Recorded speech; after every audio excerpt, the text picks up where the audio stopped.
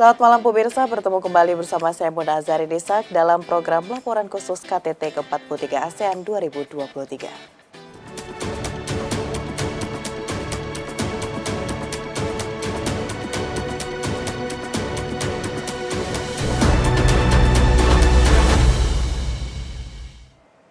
Pemirsa, tongkat estafet keketuaan ASEAN 2024 diserahkan secara simbolis oleh Indonesia kepada Laos.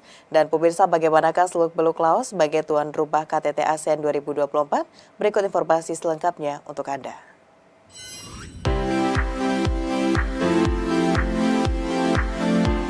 Indonesia resmi menyerahkan tongkat estafet keketuaan ASEAN 2024 kepada Laos sebagai pemimpin berikutnya. Serah terima secara simbolis tersebut dilakukan Presiden Republik Indonesia Joko Widodo kepada Perdana Menteri Laos Sonexay Siphandone di penghujung acara KTT ke-43 ASEAN di Jakarta Convention Center pada Kamis 7 September 2023. Dalam sejarah ASEAN, Laos bergabung di tanggal yang sama dengan Myanmar, yaitu pada tanggal 23 Juli 1997 sebagai anggota ke-9. Bergabungnya Laos ke dalam ASEAN dilakukan melalui pertemuan para Menteri Luar Negeri ASEAN ke-30 di Subang Jaya, Malaysia.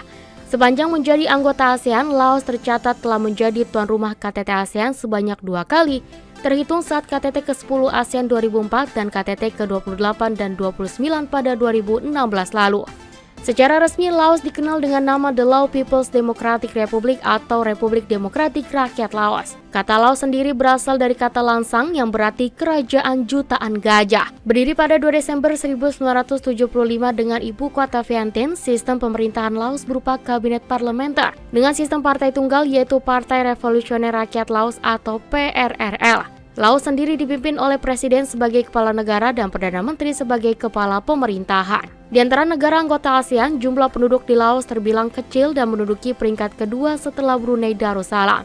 Melansir dari laman Population Today, jumlah penduduk Laos saat ini sebesar 7.652 juta jiwa dengan luas wilayah 236.000 km persegi. Demografi Laos berbeda dengan negara ASEAN lainnya. Laos tidak memiliki kawasan pesisir atau laut, sehingga transportasi darat dan udara menjadi mobilitas kegiatan perekonomian dengan negara tetangga seperti Thailand, Myanmar, dan Vietnam. Itulah profil singkat Laos yang akan menjadi tuan rumah KTT ASEAN berikutnya.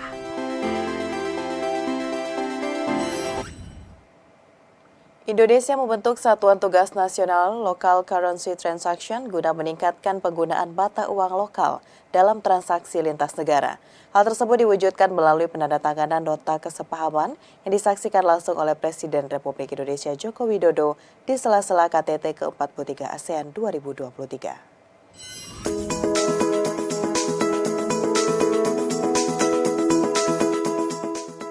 Pemerintah membentuk Satuan Tugas Nasional Local Currency Transaction untuk meningkatkan penggunaan mata uang lokal dalam transaksi lintas negara. Hal tersebut diwujudkan melalui penandatanganan nota kesepahaman antar lembaga yang disaksikan langsung oleh Presiden Republik Indonesia Joko Widodo di sela-sela KTT ke-43 ASEAN di Jakarta pada Selasa 5 September 2023. Penggunaan mata uang lokal merupakan langkah dedolarisasi atau proses penggantian dolar Amerika Serikat sebagai mata uang yang digunakan untuk perdagangan dan atau komoditas lainnya dengan mata uang lokal masing-masing negara. Adapun skema LCT yang sebelumnya dikenal sebagai Local Currency Settlement merupakan penyelesaian transaksi yang dilakukan secara bilateral oleh masing-masing pelaku usaha dengan menggunakan mata uang lokalnya. Seiring dengan kebutuhan dan pengembangan penggunaan mata uang lokal dalam transaksi Indonesia dengan negara mitra, maka dilakukan pengembangan framework LCS menjadi LCT. Gubernur Bank Indonesia Peri Warjio mengatakan pembentukan Satgas Nasional LCT bertujuan untuk mendorong implementasi framework LCT yang diharapkan mampu meningkatkan stabilitas nilai tukar rupiah dan memperkuat resiliensi pasar keuangan domestik. Dengan melibatkan 10 kementerian dan lembaga, implementasi LCT juga dimaksudkan untuk berkontribusi positif pada kegiatan ekspor-impor, investasi, dan transaksi pembayaran lintas batas seperti menggunakan QRIS cross-border, termasuk dalam memfasilitasi transaksi perdagangan surat-surat berharga. Sehingga saat ini, Indonesia telah menjalankan kerjasama LCT dengan beberapa negara di kawasan, termasuk Malaysia, Thailand, Jepang, dan Tiongkok. Sementara itu dengan Singapura dan Korea Selatan telah diperoleh kesepakatan bersama untuk membangun kerangka implementasi kerjasama LCT dengan Indonesia.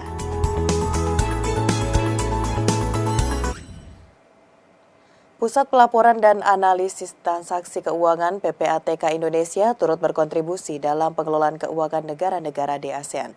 Salah satunya adalah dengan melakukan MOU dengan beberapa negara ASEAN dan menerbitkan dokumen Regional Trade Assessment Transnational Laundering of Corruption Process. Pusat Pelaporan dan Analisis Transaksi Keuangan atau PPATK Indonesia semakin memperkuat kerjasama bilateral dengan negara anggota ASEAN dalam bentuk koordinasi penanganan perkara dan pemberian dukungan teknis seperti melakukan upaya memetakan aliran dana kejahatan-kejahatan pencucian uang yang berasal dari green finance crime, hasil korupsi, serta pencegahan pendanaan terorisme.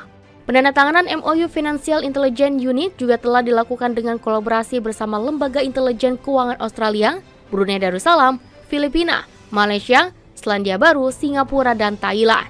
Humas PPATK M. Nasir Kongah menyebutkan PPATK juga telah memberikan bantuan teknis terkait dengan penyusunan undang-undang, peraturan, dan anti pencucian uang yang optimal kepada Laos sejak tahun 2022 dan ikuti kepada Timur Leste. Hal tersebut dilakukan untuk mendukung agar menjadi anggota tetap atau penuh dari Eijkman Group yang merupakan wadah dari PPATK yang ada di seluruh dunia. Sementara itu, pada agenda KTT ke-43 ASEAN kali ini, PPATK turut memberikan dukungan, terutama dalam agenda yang berkaitan dengan keberlanjutan ekonomi hijau dan ekonomi biru ASEAN. Ya, dari agenda utama di KTT ASEAN ini, khususnya pada agenda keberlanjutan yang berkaitan dengan perwujudan ekonomi hijau dan ekonomi biru ASEAN.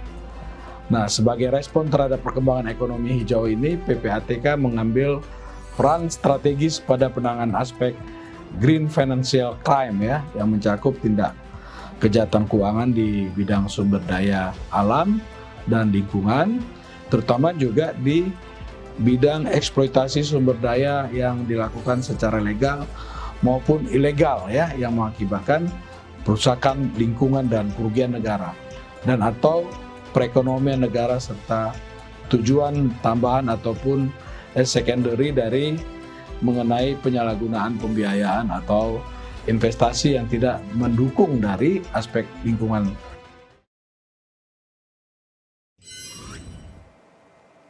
Wakil Menteri BUMN Rosan Roslani menyatakan bahwa EV Ecosystem and Value Chain salah satu proyek yang menjadi primadona di Forum Asia Indo-Pacific Forum. Sementara Wakil Menteri Luar Negeri Pahala Nugraha menyebutkan bahwa Forum AIPF dapat meningkatkan pengembangan ekosistem kendaraan listrik guna mendukung ketahanan energi di kawasan.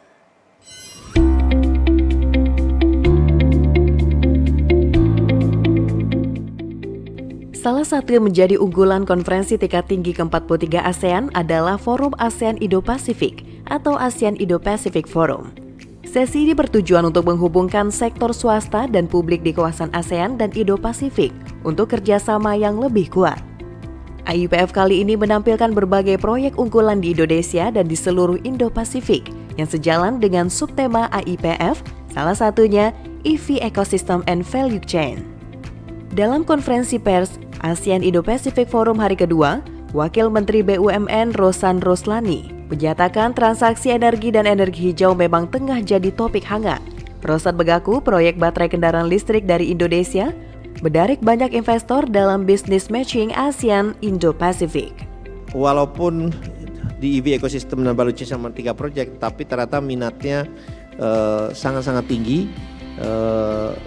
Kebetulan saya ke sana juga dan dilaporkan juga bahwa bahkan yang datang itu kapasitasnya tidak mencukupi, lebih dari 45 atau 50 orang di dalam ruangan yang kita sediakan per industri itu.